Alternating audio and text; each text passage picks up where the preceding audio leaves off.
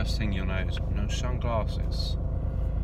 I haven't done a few videos of late because I found it a bit difficult because our British summertime ended in the UK and our clocks went back, which meant I basically go to work in the dark and come home in the dark. So trying to do a video in my car isn't very easy, but I'm doing this on my way into work where actually it's light enough now to be able to see me on the videos, but don't need sunglasses because I'm not getting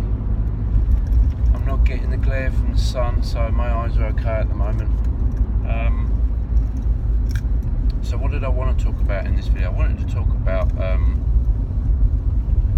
communications and how goddamn awkward I find just the art of communication. Obviously I have issues with social interactions in general, but communications is something I've always struggled with, and when I say struggle, it's always been a very awkward process for me. I've always been acutely self-aware of when I'm talking to people, either face to face or on the phone, for instance. I don't pick up on the conversation cues of when it's my turn to speak, or when the other person has finished saying what they've got to say and they're going to give you a natural pause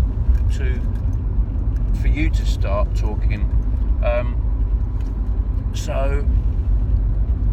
I'm very self-aware that I'm not very good at communication, and I think my Aspergers and autism, it's exactly why I'm not very good at it. I don't get those social cues. If I'm having a conversation face to face, I don't get the visual, facial clues. I don't read the body language. How this manifests itself in a conversation is normally a series of awkward, embarrassing overlapping of talking. So I think somebody has stopped talking and I start talking and they hadn't finished talking. Seems to happen to me quite a lot. That might be more to do with the way that I talk. Apart from when I'm on video like this, I actually talk quite, I suppose, quickly, concisely.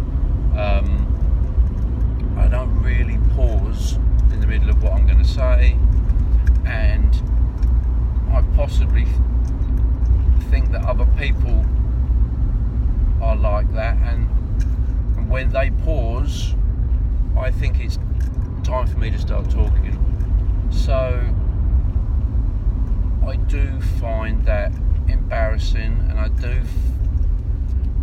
do find those times I'm acutely aware of my autism because it shows up really. I mean, I do really well at masking and hiding everything, but it normally does come out when I do that, when I'm talking or having a conversation, which is probably another reason why I don't like doing it. Having conversations or talking to people on the phone. I talk to people all the time at work, and for me, I don't have a big problem with that because it's normally an exchange of information, a request, and it's very business-like, it's very factual-based, and it's quite quick to the point. Time is money. I haven't got time to be having chit-chat with you, and I appreciate the fact that you've got straight to the point and we've resolved what we need and the conversation's politely ended. It's more when those conversations turn into people want to have, throw you a curveball and talk about your private life, or chit chat, and you'll know how much I hate chit chat, and people with Aspergers in general hate chit chat. It's almost a waste of my breath talking about stuff that doesn't matter, or doesn't matter to me, or has no interest to me. I simply would rather just keep my mouth shut and not say anything, because you're now saying things for the sake of saying things, because neurotypical people don't like awkward silences. I've never been in a situation where I've thought, oh, this is awkward, nobody's talking. I'm actually the opposite, going, oh, a silence. I don't have to force myself to talk about rubbish so the other person can feel more comfortable. Anyway, I digress. So, keeping the flow of a conversation, therefore, for me, is quite difficult, and I think that's where I definitely come across as someone who's a bit strange, or a bit weird, or a bit difficult to talk to. And when you've had a couple of conversations with somebody and that's kind of prevailed through the conversation, I think people kind of will just steer clear of you in a nice way, but kind of, they feel there was something strange and awkward about that conversation, but they can't quite put their finger on why. I'm telling you here and now why, but obviously people who don't know that I've got Aspergers, or don't know Aspergers, wouldn't put two and two together and realise, well, that's why these conversations are sometimes a bit strained, or a bit awkward, or they clash. And that's that's a good word, clashing of words and sentences overlapping. In the past, I've done a lot of telephone interviews for my website and a rock magazine I used to work for, and I used to do it all the time. I thought the person had stopped talking, and I was ready to ask the next question, and they hadn't finished talking. And if it only happened once, I'm then now very aware of the problem, and I just find it even harder. I get even more confused, because I'm trying to read into the conversation. When's my time to talk? When have they finished talking? It's not a big thing. It's just something that I am acutely aware of when I'm doing it. Other people may not, but then some people may pick up on it and sort of go, he's a bit awkward to talk to, he's a bit weird. And I thought I'd just do a little video on, having conversations with people with autism or Asperger's is going to be a bit different. And I just wanted to talk about my particular problems I have with conversation and communication. And I think it definitely comes down to not being able to communicate with a neurotypical person. I've never actually had an in-depth conversation with someone with Asperger's. I don't know whether that's the same thing. I'd be interested to find out one day whether talking to someone with Asperger's would make me less aware of my awkwardness, and whether the awkwardness just simply would not be there, and whether it's because I'm talking to a neurotypical person.